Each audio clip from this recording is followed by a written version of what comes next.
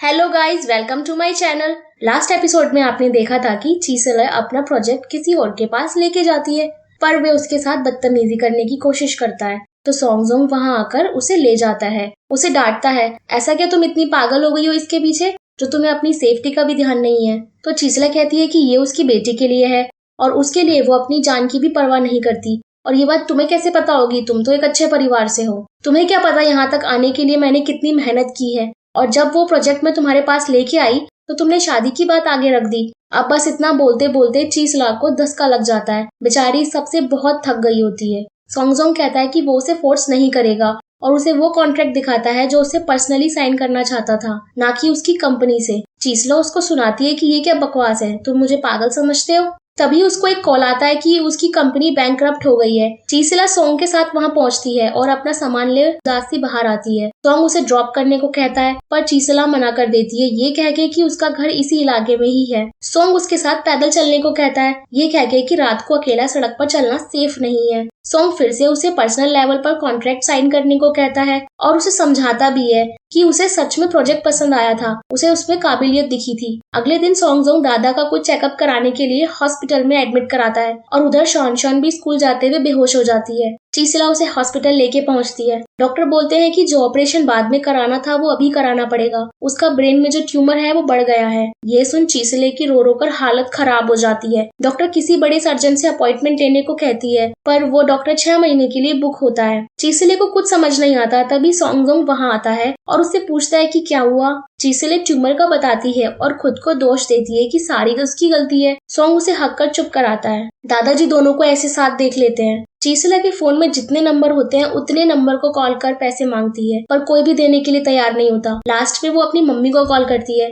पर उनसे उसे पता चलता है कि उसके पापा 2 दिन पहले हॉस्पिटलाइज थे। चीसले लोन माफिया से भी पैसे लेने के लिए तैयार हो जाती है, पर सॉन्गजोंग उसे रोक खुद पूरा बिल भर देता है। चीसला कहती है कि वो उसका पैसा वापस कर देगी, तो सॉन्ग कहता है कि ये उसके कॉन्ट्रैक्ट का एडवांस है। फिर दोनों दादाजी के पास जाते हैं। दादाजी श्वान की बीमारी के बारे में पूछते हैं और अपने ऑपरेशन का कोटा शॉन को देने के लिए कहते हैं, ये कह के कि वो तो अब बहुत जिंदगी जी चुके हैं और ऑपरेशन के बाद भी कुछ नहीं कह सकते। पर चीसले ऐसे कैसे ये बात मान ले। सॉन्गजोंग शान का बहुत ध्यान रखता है, उसका हाथ पैर साफ करता है, उसे समझाता है कि वो सो जाए जल्दी से और अपनी मम्मी को बिल्कुल भी परेशान ना करे। शान को सॉन्गजोंग के साथ इतना खुश देख चीसले बहुत खुश होती है और उसे वो बात याद आती है जब सॉन्ग ने उसे प्रपोज किया था और उसे प्रॉमिस किया था कि शान का ख्याल रखने का। चीसले सॉन्गजोंग को मैसेज कर बुलाती है और उसके सामने बुके लेके आती है और कहती है कि शान एक हेल्दी बच्ची नहीं है, पर तुम तब भी उसकी केयर करना चाहते हो। सॉन्ग हाँ कर देता है, मैं दादाजी की बहू और चैन की मम्मी बनना चाहती हूँ, मुझसे शादी करोगे।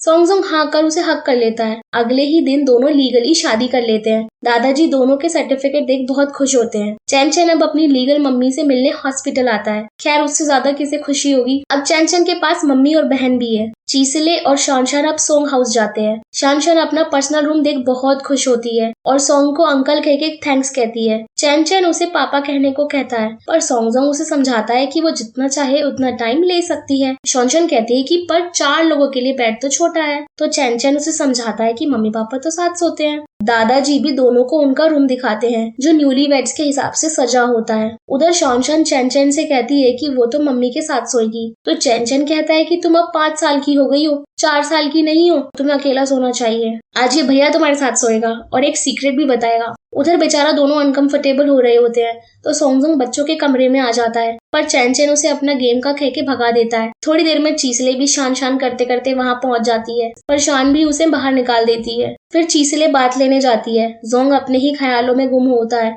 वो बाथरूम का डोर खोल देता है। चीसले तेज से चिल्लाती है और धक्का मुक्की में लाइट बंद हो जाती है। जोंग लाइट खोलता है और वहां से बाहर जाता है। जोंग बुक में बड़ी अजीब चीजें करने लगता है। उसे साइड हग करता है, उसके बाल ठीक करता है। चीसले साइड को खिसकती है और गिरने लगती है। सोंग उसे संभालता है और ऐसे दोनों रोमांटिक पोज में आ जाते हैं। चीसला फिर ब्लैंकेट में चुपचाप घुस सो जाती है। सॉन्गजोंग ब्रेकफास्ट टेबल पर एक हद से भी ज्यादा केयरिंग लविंग एक्ट करता है। दोनों की लाइफ बहुत अच्छी जाती है। ऑफिस में मिलके काम भी करते हैं, घर पर बच्चों का भी ख्याल रखते हैं और उनके साथ क्वालिटी टाइम भी स्पेंड करते हैं। चीसले को लिंगसिन का फोन आता है तो वो उससे मिलने पहुंचती है और उधर जाओ का दोस्त उससे मिलने पहुंचता है। चीसले लिंगशिन को बताती है कि कैसे सोंग फैमिली ने उसकी मदद की और अपनी सर्जरी का कोटा भी शॉन को दे दिया, तो क्यों ना मैं उससे शादी कर लूं। लिंगशिन एकदम मना कर देती है, पर चीसले बताती है कि उसने तो पहले ही कर ली। उधर सॉन्ग के दोस्त को भी सेम बात सुन झटका लगता है। चीसिले उसे समझाती है तो वो उसे मिलने के लिए कहती है। चीसिले सॉन्ग को फोन कर मिलने के लिए बुलाती है। साथ में उसका दोस्त भी आ जाता है। लिंगशिन जुनहायू से मुंह छुपा रही होती है। लिंगशिन पूछती है कि ऐसा कौन सा कारण था जिसकी वजह से तुमने चीसिले से शादी की। तो सॉन्ग लिंगशिन को पूरी तरह से इम्प्रेस कर देता है। तो सॉन्ग कहता है कि उसे बहुत चिंता रहती थी, हमेशा से ही वो अकेली सारी रिस्पॉन्सिबिलिटी निभा रही है। खैर सॉन्ग लिंगशिन को पूरी तरह से इम्प्रेस कर देता है और लिंगशिन उसके गुणगान गाने लगती है। तो गाइज यहाँ होती है आज की वीडियो खत्म। अगर आपको वीडियो अच्छी लगी हो तो लाइक, अपनी राय मुझे कमेंट करके बताएं। चैनल को सब्सक्राइब करना ना भूलें। मिलते हैं नेक्स्ट एपिसोड में। बाय।